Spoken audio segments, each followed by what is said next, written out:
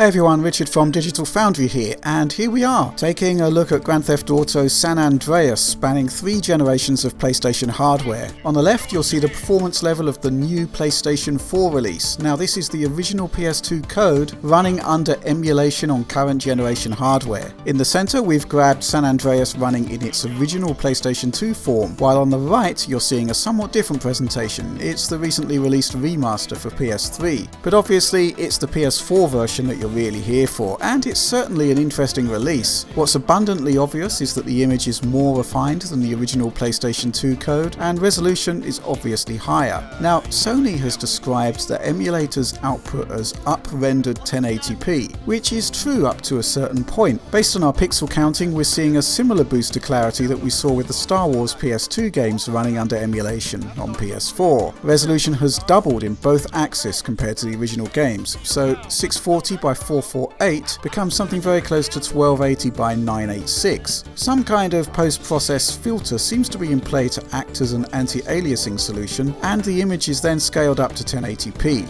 Now what's an interesting comparison here is the PS3 remaster. It's running at native 720p with no anti-aliasing at all, and it lacks much of the effects work found in the original game, so it looks somewhat stark. But it does have much better draw distance, improved textures, and some improvements to the models. But there's a very compelling argument that the atmosphere of the original game is considerably compromised, and it's a more sterile presentation overall. The comparison between PS4 and PS3 is something though. The original game rendering at a very similar resolution to the remaster with anti-aliasing, something that's completely missing on the PS3. Now which is better will be a matter of personal taste of course, but it's interesting to see 2 different takes on the game, remaster versus original code running with a resolution boost. But it's performance that's really interesting here. Previously we've seen the PS2 emulator on PS4 hand in improved frame rates compared to original hardware, and there's no argument that the raw throughput of the PS4 is significantly improved. Check out some of those mammoth latency spikes we're seeing on PS2. They can be anything up to 100 milliseconds. It's really not good.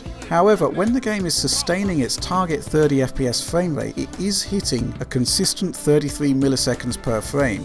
In short, it's pacing its frame output correctly, and that's not happening on the PlayStation 4 emulated version, the first release we've seen with a 30 FPS cap. The emulator isn't pacing frames correctly, with images persisting for 16, 33 or 50 milliseconds, rather than the consistent 33 that we want. We're getting 30 FPS for sure, but the pacing and frame delivery just isn't correct.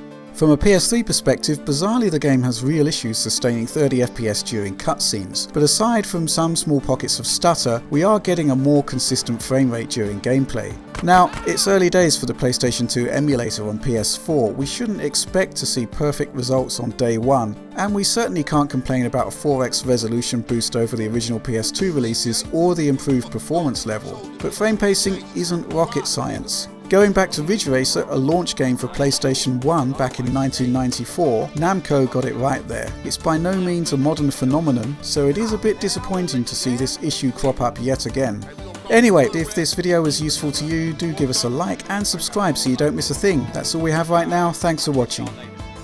Hey yo, just drop in. We all hanging out. Chill and get yourself some colors, fool. And a haircut. It's embarrassing to be seen with you.